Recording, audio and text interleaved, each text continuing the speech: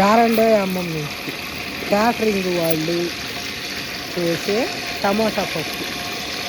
ఒక కుక్కర్లో పప్పు ఉడకబెట్టి పక్కన పెట్టారు. ఆయిల్ వేసి తాలింపు గింజలు వేసారు, ఎండుమిరపకాయలు, కరివేపాకు, టమాటాలు, పచ్చిమిరపకాయలు. టమాటా పప్పు కదా, పచ్చిమిరపకాయలు, ఉల్లిపాయలు ముక్కలు కట్ చేసి ఆ తాలింపులోకి వేసేస్తుంది. ఇంకా దాంట్లో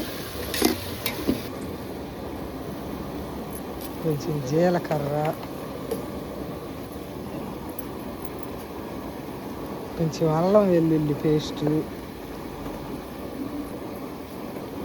ఒక స్పూన్ పసుపు, సరిపడా ఉప్పు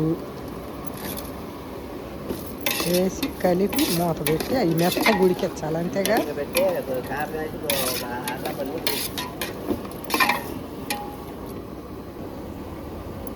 కారం వేస్తుంది.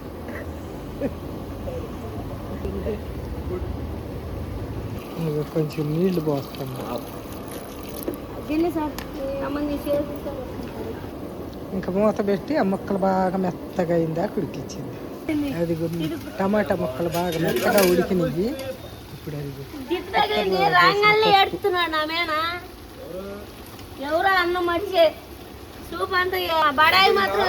పప్పు వేసి తిప్పుతుంది. కొంచెం వేయలే, కొంచెం చింతపండు గుజ్జు, చివరగా కొంచెం కొత్తిమీర. ఇప్పుడు అయిపోయింది.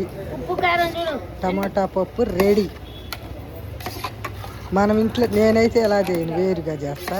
ఒకసారి ఇంటి దగ్గర నేను కూడా ఇట్లా ట్రై చేసి చూస్తాను. ఇప్పుడు మనకి క్యాటరింగ్ వాళ్ళు చేసే టమాటా పప్పు రెడీ.